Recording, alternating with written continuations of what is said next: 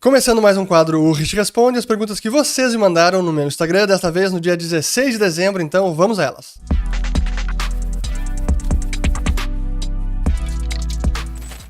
Muito bem, a todos aqueles que estão chegando agora aqui no canal, meu nome é Fernando Urrich, aqui a gente fala de economia, mercados e investimentos. Se vocês gostaram do conteúdo, considere se inscrever, ativando o sininho aqui embaixo e também compartilhando este vídeo. Fazia tempo que eu não acelerava tanto assim a intro, mas é só porque tá caindo o dia aqui, já é 4h50 da tarde, eu não quero que fique noite, eu tenho que usar a luz artificial. Mas enfim, muito obrigado por todas as perguntas, foram várias, vamos respondê-las e eu acho que eu não tenho nenhum recado, então vamos direto para elas aqui. A primeira do Luciano Rocha, 89, perguntando o seguinte: o que precisa acontecer para a hiperinflação voltar no Brasil, além do fim do teto de gastos?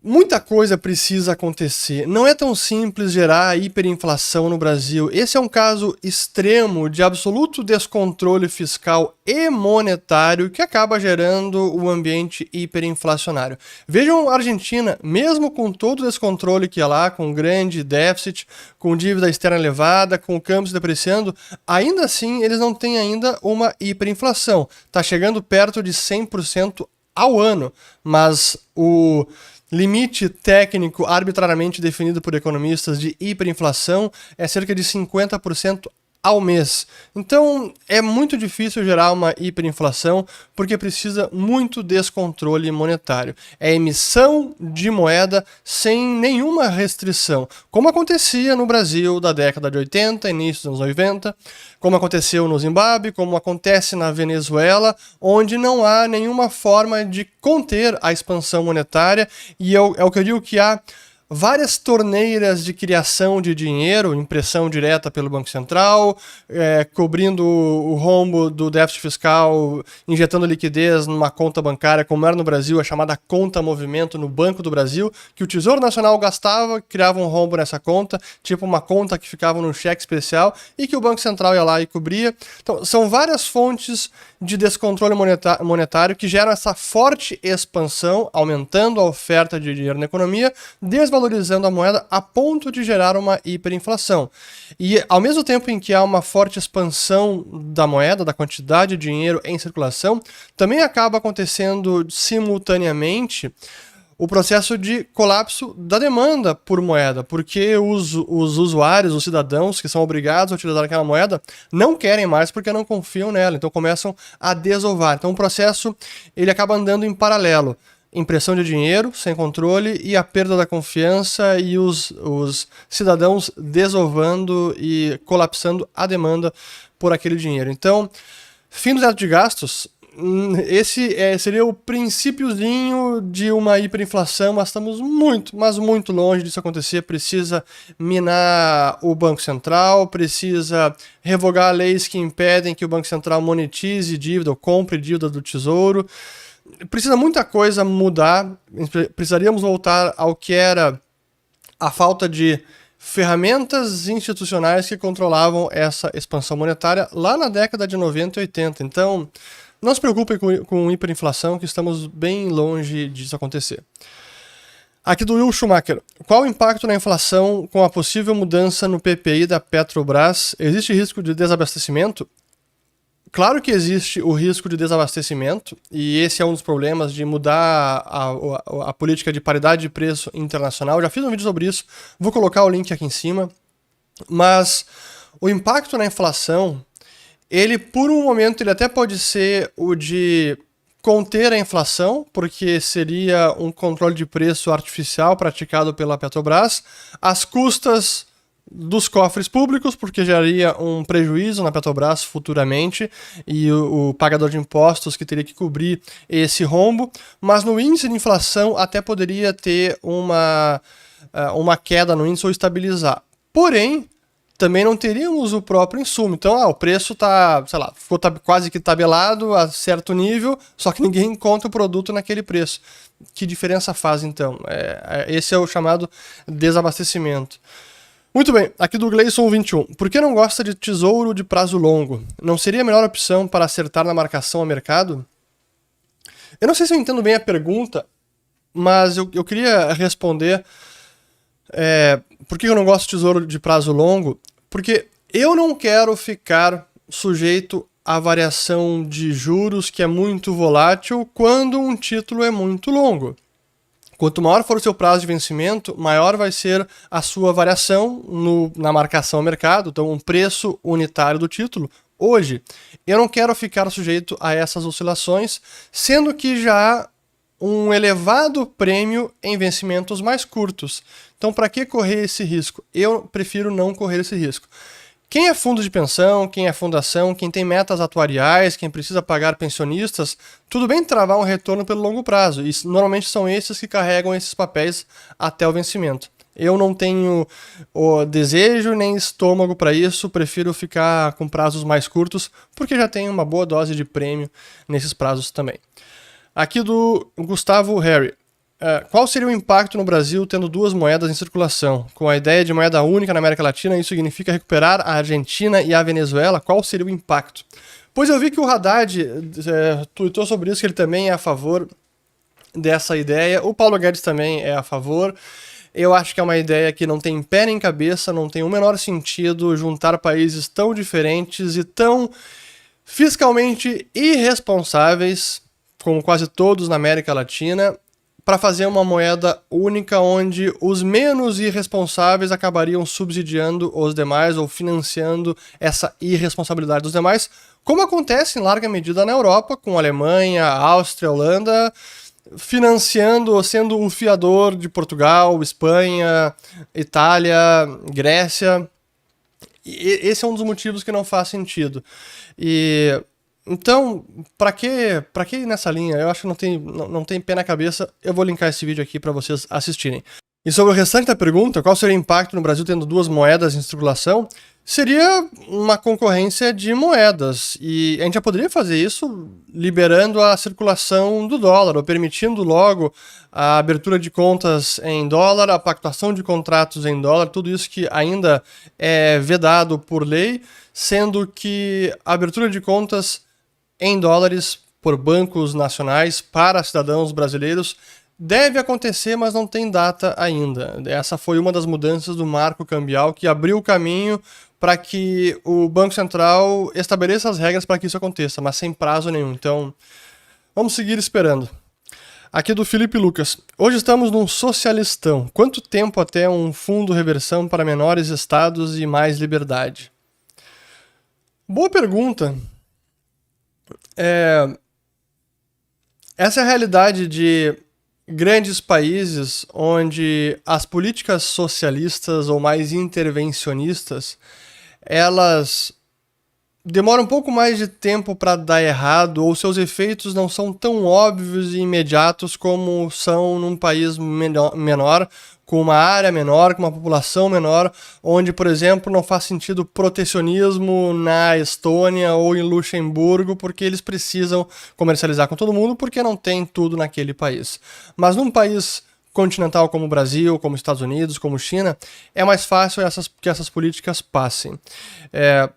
Eu não sei quando a gente vai ter menos estados. Hoje em dia, a secessão ela é muito mal vista, coisa que no passado ocorreu por várias vezes, e a história mundial é isso, é também de secessão de países. O próprio Estados Unidos foi uma secessão da Inglaterra, enfim.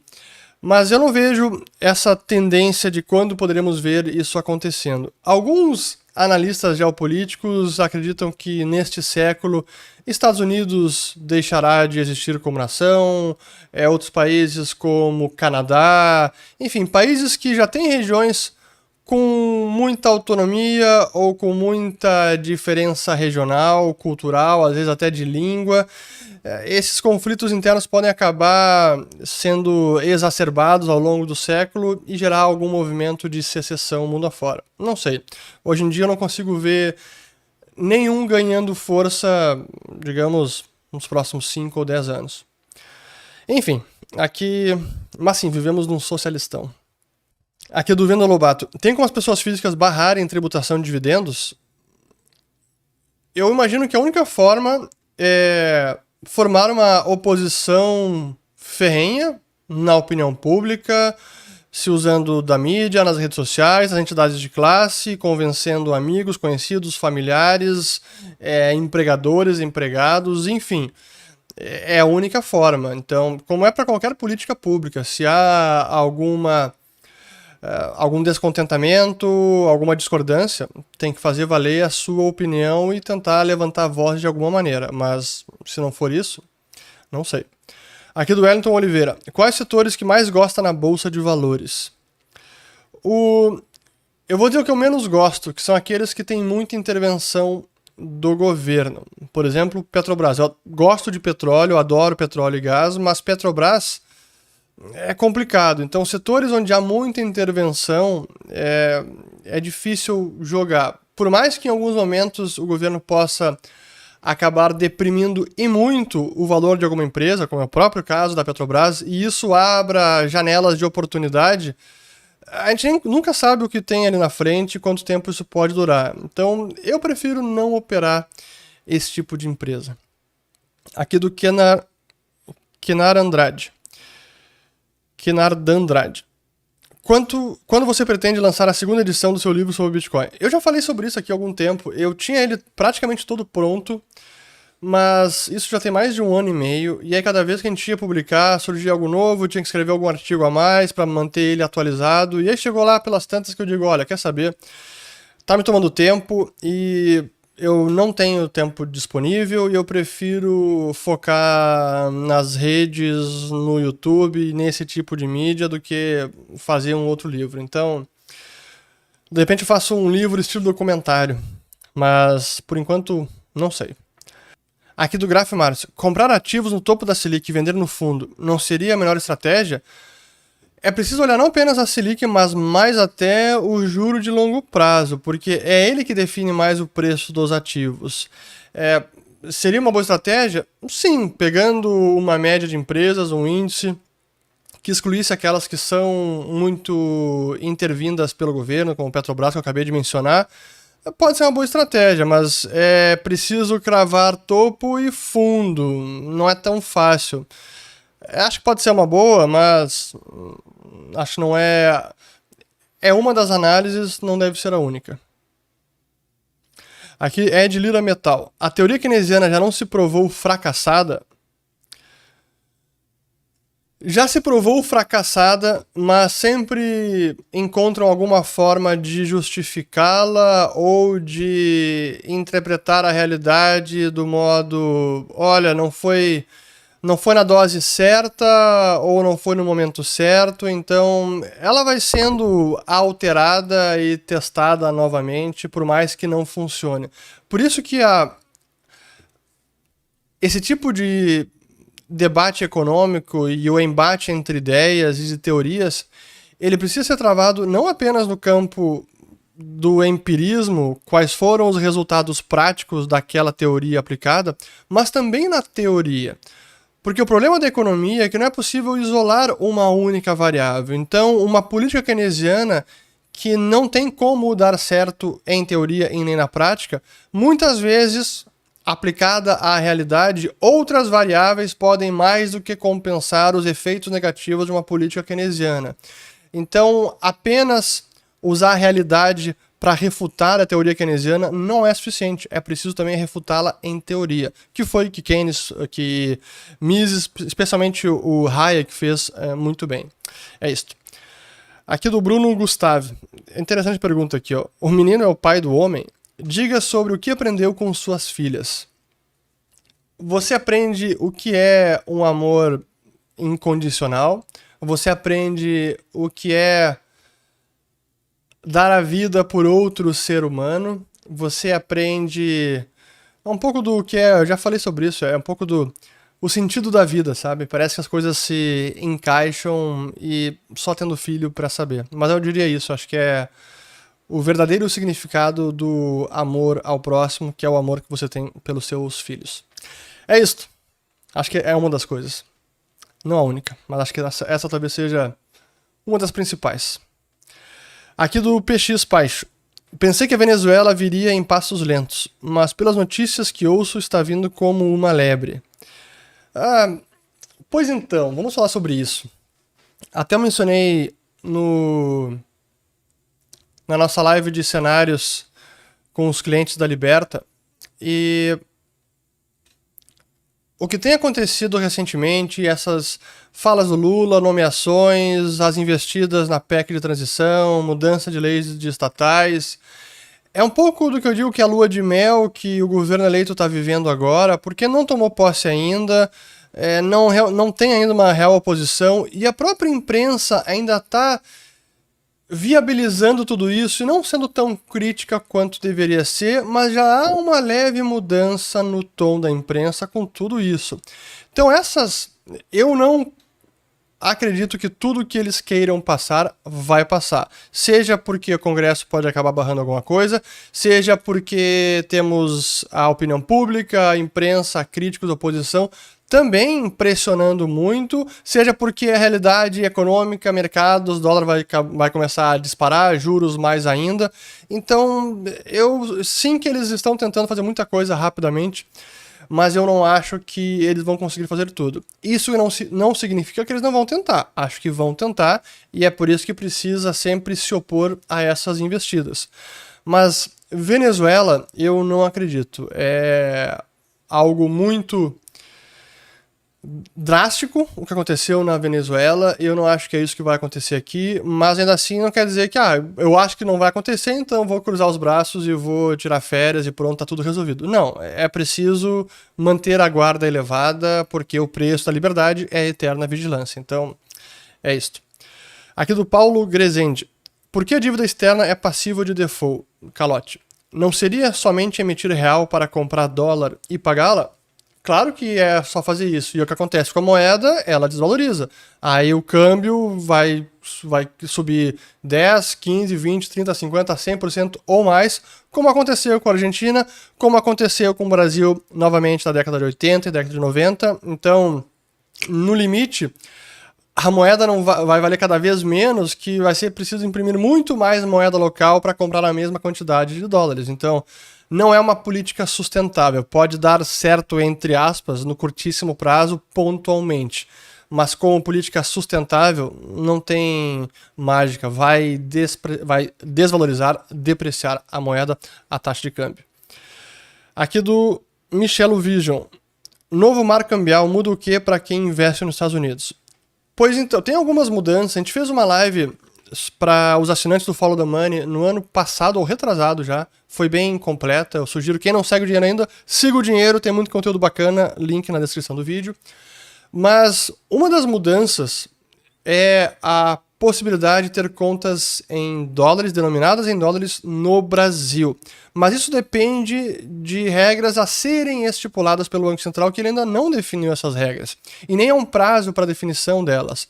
Então, o marco cambial, ele trouxe algumas melhorias, ele revogou muita coisa antiga, traz mais sanidade para o ambiente cambial do Brasil, mas precisa de mais abertura ainda, precisamos de mais conversibilidade da nossa moeda. Para quem já investe nos Estados Unidos, a diferença é ter uma conta em dólares aqui, então não traz grandes mudanças ainda.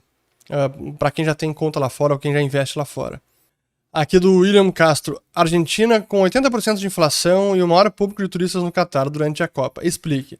Pois então, esse é um caso interessante porque a Argentina, com a sua grave crise econômica, inflação nesses patamares, câmbio depreciado, ela vive uma confusão nas taxas de câmbio, é um verdadeiro manicômio, há um cardápio de câmbios, porque como o governo controla a taxa de câmbio, tem o dólar oficial que está a cerca de 170 pesos por dólar, e aí você tem o dólar paralelo, que é chamado de dólar blue, que é o que reflete a real desvalorização da moeda argentina, que está a mais de 300 pesos por dólar, então quase o dobro do dólar oficial. Só que você também teve algumas criações adicionais do governo que começa a intervir cada vez mais para facilitar um setor de importar, para facilitar outro setor, um que fez mais lobby pressiona o governo para mudanças, e acabou se criando um verdadeiro cardápio de taxas de câmbio. Dentre elas, o dólar Coldplay, para estimular bandas que queiram fazer turnê pelo país, isso está valendo o dólar Coldplay, e o dólar Qatar, para quem vai para a Copa para gastar lá. O problema é que o dólar Qatar, ele tá até mais caro, é o mais caro de todos, tá aqui, ó, deixa eu até colocar aqui na tela, ó, esse é o dólar blue, então aqui o dólar blue, que tá nesse preço de, aqui, 321. E veja que o dólar Qatar, 359. Então, mais caro. Isso significa que um argentino precisa de mais pesos para comprar dólares para gastar no Qatar. E é curioso como, ainda assim, tem bastante argentino lá. Então, o que explica? Cara, eu acho que eles são realmente apaixonados por futebol e deve ser a última Copa do Messi, então estão todos torcendo muito e apostando todas as fichas de todos os seus dólares remanescentes para que a Argentina ganhe a Copa do Mundo. Enfim, vai ser logo mais, para quem está assistindo às 8 da manhã no domingo. Hoje tem Argentina. Vamos lá, Argentina e França, né? Seguindo aqui, da Karina Kênia da Silva. Como aprender com você? O Follow the Money é uma ótima oportunidade, link na descrição do vídeo. Quando nós abrimos turmas para o ciclo de mercado, também é um conteúdo mais focado em ciclos em si. Mas são essas formas. E maratonar aqui o canal também. Aqui do Francisco MVN. Como exatamente um governo aumentaria seu poder de controle através de uma CBDC? Exemplos. Boa, essa é a pergunta sobre a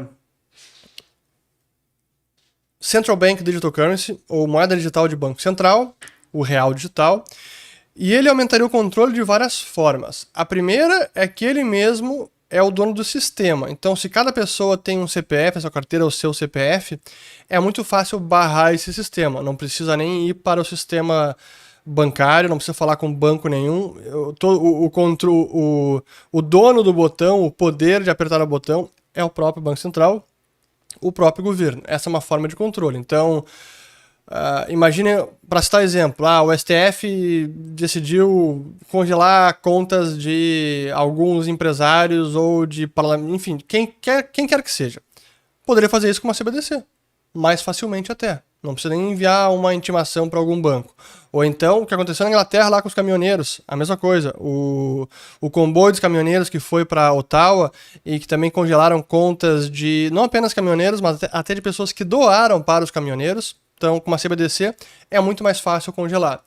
Além disso, você consegue implementar políticas econômicas por meio de uma CBDC, coisa que a China já está fazendo. Essa semana retrasada surgiu a notícia de que o Yuan digital vai ter validade para ser gasto. Então imagina, o sujeito vai ter na carteira digital tantos Yuan, se não gastou em 1, 2, 3 meses, vai perder o dinheiro. Então é um incentivo para o sujeito gastar. Isso é uma política econômica. Isso pode ser feito com uma CBDC.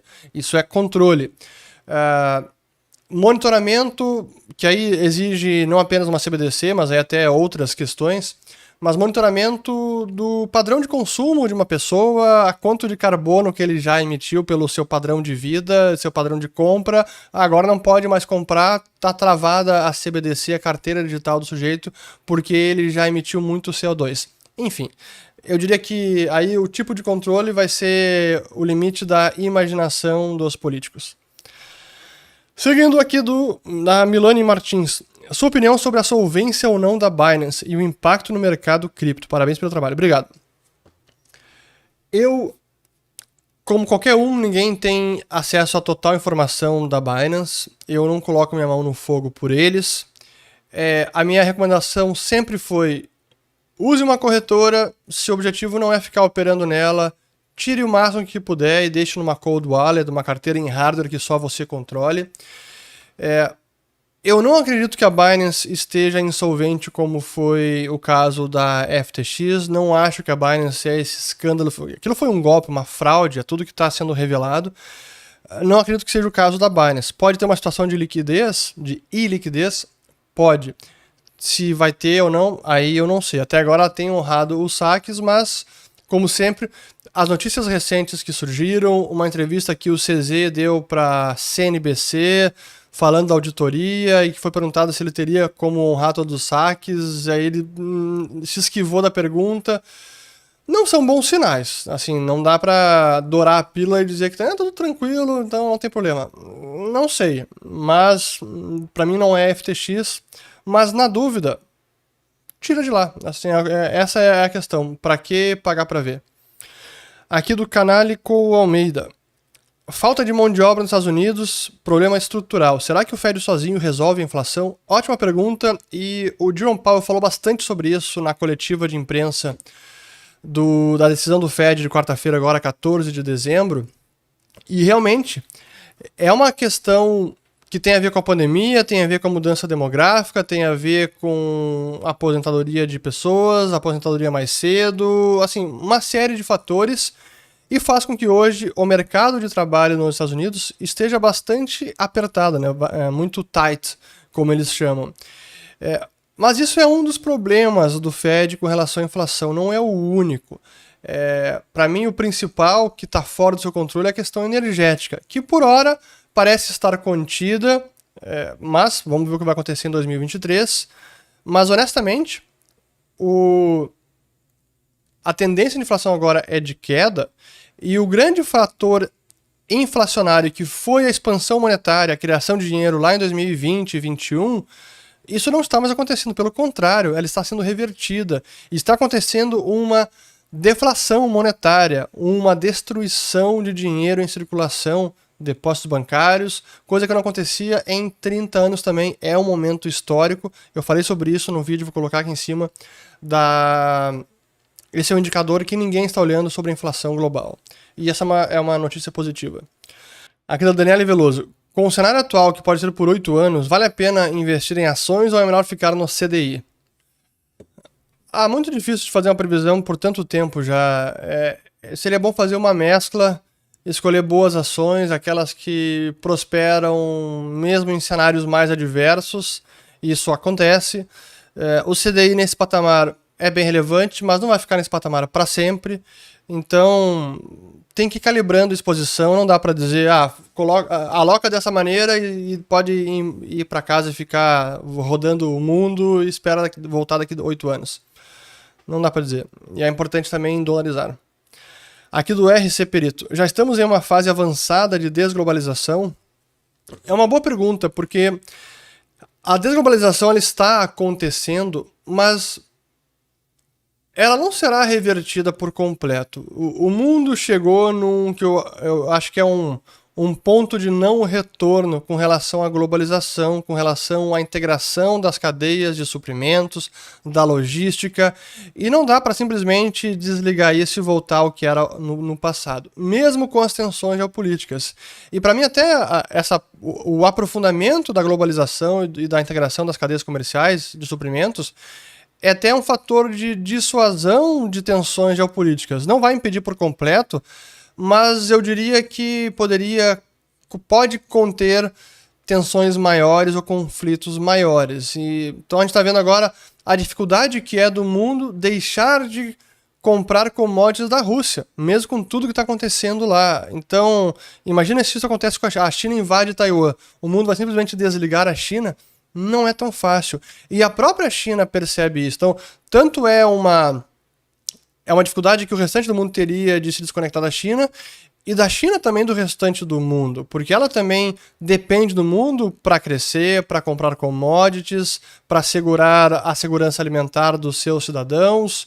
Então, esse tipo de questão da globalização e desglobalização sim está acontecendo, mas não é algo que vai voltar ao ponto que estávamos na década de 90, ou início dos anos 90. Não acho que isso aconteça. Mas, sem dúvida, que é um momento de forças desglobalizantes. Aqui do Sidney Shaolin. Diante do cenário Brasil 2023, acha que tem um ativo de segurança aqui para investir? O CDI? Pois é, né? O CDI, taxa de juros é o mais fácil, ainda mais nesses patamares. Mas não existe uma segurança perfeita. Como sempre, dolarização é fundamental. A gente não sabe o que vai acontecer, não sabe o que vão conseguir passar aqui no Brasil.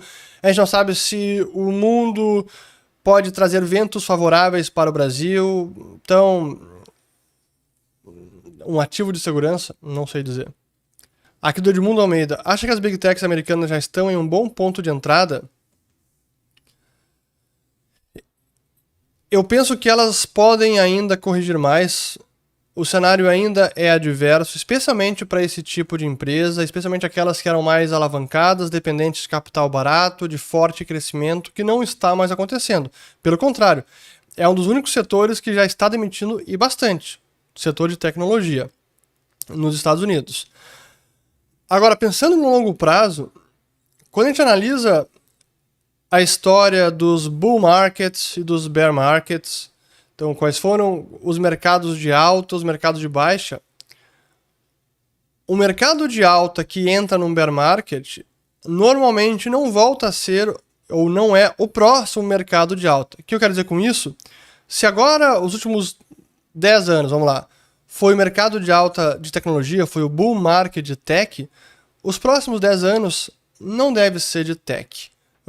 Vai ser de energia, vai ser de emergentes, enfim, vai ser outro setor e não necessariamente de tech. Então, será que já está num bom ponto de entrada? Olha, talvez esse ponto de entrada até pode estar bom, mas até valorizar e recuperar o que perdeu pode demorar muito tempo. Veja que algumas empresas caíram, foram 70% de queda, 80%, é muita coisa. Voltar para esses patamares de preço talvez demore muito tempo, se é que volta. Aqui seguindo, aqui do Edmundo Almeida de novo, se a lei impede de fazer algo, se muda a lei. Dá para investir em estatais nesse cenário? Eu prefiro não, mas se em algum momento o preço estiver tão descontado e o cenário político for tão instável que pode haver uma mudança e ser um gatilho de destravamento de valor da empresa, pode ser o momento. Mas sem dúvida que tem risco. Aqui do Zerando a Bolsa. O cenário para aqueles que buscam iniciar carreira de AI, agente autônomo de investimento, é favorável? Quais os desafios? Sem dúvida que é favorável, porque um assessor ele é importante e ajuda no cliente em qualquer cenário. Seja onde há um país em crescimento, sem crise econômica, sem inflação, seja num em que há tudo, que há o oposto, que há crise econômica, que há inflação, que há instabilidade política.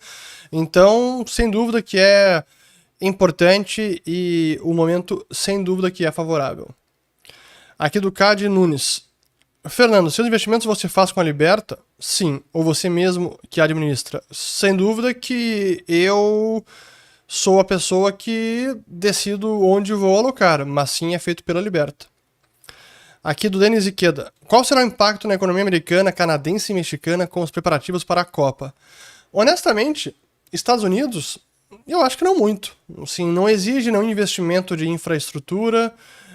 Já é um país rico, já tem os estádios, já tem hotéis. Então, nas cidades que serão sede, eu vi Los Angeles, São Francisco, Nova York, Dallas, acho que Atlanta, Miami, já são grandes cidades, então não precisaria de novos investimentos vultosos para conseguir atrair esse público. Acho que não seria nenhum problema. Com relação ao Canadá, é Toronto e Vancouver. Também acho que não seria grandes problemas, então não deve trazer nenhum tipo de investimento maior. México, talvez sim precise de investimento em alguma infra, em alguns dos estádios, se bem que lá também já tem estádio. Lá são 3 cidades, acho que é Monterrey, a Cidade do México e Guadalajara, se eu não estou enganado. Mas o que pode trazer de benefício para esses países, primeiramente, é o turismo, mas é um turismo muito pontual. Então, o quanto que realmente vai beneficiar a economia desses países, eu diria que seria algo marginal. Aqui do Tamon YMS. A não ser que eles decidam, tipo, fazer como o Brasil e criar novos estádios no México, aí o resultado vai ser desperdício de dinheiro. Espero que seja privado e não público. Aqui do Tamon YMS. São 2 perguntas. Depois de ver o transporte, vias públicas, estradas aqui no Japão, difícil não se indignar com as atitudes dos políticos das políticas que estão voltando no Brasil. Com certeza, é indignante, mas honestamente não é nada fora do script. Era esperado, era previsível, foi previsto e está acontecendo. Então, não deveria surpreender ninguém. E se isso era previsível, desde sempre tem que tomar as atitudes para se proteger desse tipo de coisa. Aqui do Matheus Augusto. Liberta tem planos de se internacionalizar? Já está internacionalizada, então temos a Liberta no Brasil e quem ainda não é assessorado pela Liberta Investimentos, recomendo conversar com os assessores da Liberta, também tem aqui link na descrição do vídeo. Lá fora temos a Liberta Global, que é também um braço educacional que ajuda a investir no exterior. Pelo próprio aplicativo da XP, você consegue acessar o mercado lá fora também, pela conta global. Então, hoje está tudo muito fácil, direto no app. Aqui, mais 7 perguntas.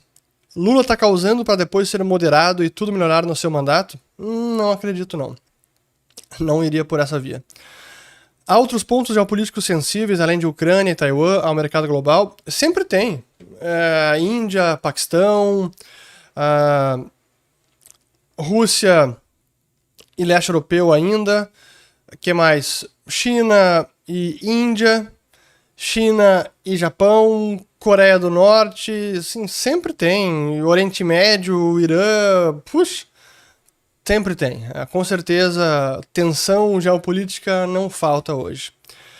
Aqui do Iver Franco, até eu acho que não mencionei o Japão, mas tem China e Japão, e essa semana o Japão votou uma lei para aumentar o gasto com defesa ou militarização, que é algo até não tabu, mas que foi muito restringido depois da Segunda Guerra Mundial, e agora com essas tensões geopolíticas até o Japão está cada vez mais preocupado. Aqui do Iver Franco Cabrandão. Como enviar dinheiro para os Estados Unidos sem estar lá para abrir uma conta? Você sugere algum banco? Pois é difícil. Conta corrente você precisa estar lá. Acho que são pouquíssimos bancos que abririam para um turista. Talvez você consiga uma brecha em algum banco, mas dificilmente fora de lá precisa estar lá. Investindo por lá, tendo uma conta de investimento, tendo uma empresa, aí você conseguiria, tendo algum imóvel, mas simplesmente abrir uma conta como pessoa física que quer ter conta lá fora, acho que não é tão simples.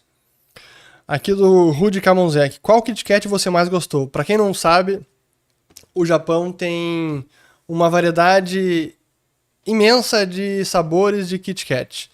E eu trouxe de chá verde, matcha, chá verde, morango, laranja, trigo,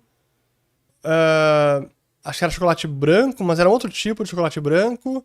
E qual era o outro? Tinha mais um que eu me esqueci agora. Mas enfim, de todos, o que eu mais gostei, por incrível que pareça, foi o de matcha, desses todos. É isto, de chá verde. Aqui mais uma do Rudy Kamonzek. Japão entraria em recessão com o mundo, mesmo indo contrário aos Estados Unidos, com o QQE, que é o Quantitative and Qualitative Easing, afrouxamento qualitativo e quantitativo, que é o que o Japão faz. Sim, ele pode entrar em recessão mesmo fazendo o QQE, porque a economia japonesa também depende do restante do mundo, e ela importa muito de todo o planeta, então, sim, poderia ser arrastada para uma recessão. Compraria a bolsa japonesa no atual cenário econômico? A bolsa japonesa é um caso curioso e até merece um vídeo a respeito, porque depois do estouro da bolha do Nikkei, e que o índice Nikkei chegou a 39 mil pontos em dezembro de 1989, o Nikkei 225 nunca mais voltou a esse topo histórico. Está na casa de 28 mil pontos. E se olhar muitas empresas japonesas, elas estão sendo negociadas a valor de mercado abaixo do caixa da empresa. Então o que ela tem em caixa é mais do que ela vale no mercado. Então tem algumas anomalias no mercado japonês, e quem me chamou a atenção a respeito disso foi o Marcelo Lopes, da L2 Capital. Então é preciso estudar mais a fundo para saber onde tem oportunidade, porque é uma economia que não cresce tanto, porque a população está declinando, então ela é relativamente estagnada. Empresas nesse ambiente econômico é difícil crescer mais, então tem que se internacionalizar, então teria que estudar caso a caso, mas simplesmente investir no índice não é tão fácil, por mais que esteja com bons múltiplos. Aqui do Marcílio MDS, independência do Banco Central pode cair, assim como a lei das estatais? Acho muito difícil, mas eles talvez tentem, mas eu acho difícil. Mas mesmo que caia, não é tão simples assim eles interferirem na gestão do Banco Central e tentar causar lá dentro e gerar um descontrole monetário. Felizmente, depois do Plano Real, os controles e todo o marco institucional ao redor do controle da moeda, da gestão da moeda, ele foi muito sofisticado e não é tão simples hoje destrambelhar por completo com a política monetária. Então, é isso. Espero ter gostado de mais um Urrich Responde. Voltamos no próximo domingo. Aliás, o próximo domingo é 25 de dezembro, que é Natal. Vamos ver, acho que eu vou conseguir gravar nessa semana assim. Mas enfim, é um bom domingo para todo mundo. Quem não assistiu ainda, ou está assistindo a Copa, ou vai assistir, boa final. E para quem vocês estão torcendo, comentem aqui abaixo. Eu sempre falo, eu gostaria que o Messi ganhasse, mas não que a Argentina, porque é fogo, mas ele merece. Enfim, fico por aqui. Agora vou apertar aqui o botão de outro. Valeu! E me digam o que vocês estão achando dos vídeos sobre o Japão, que eu publiquei já 2. Um nessa semana que passou sobre o dinheiro e outro sobre os produtos japoneses, que foi ao ar ontem, sábado. É isto.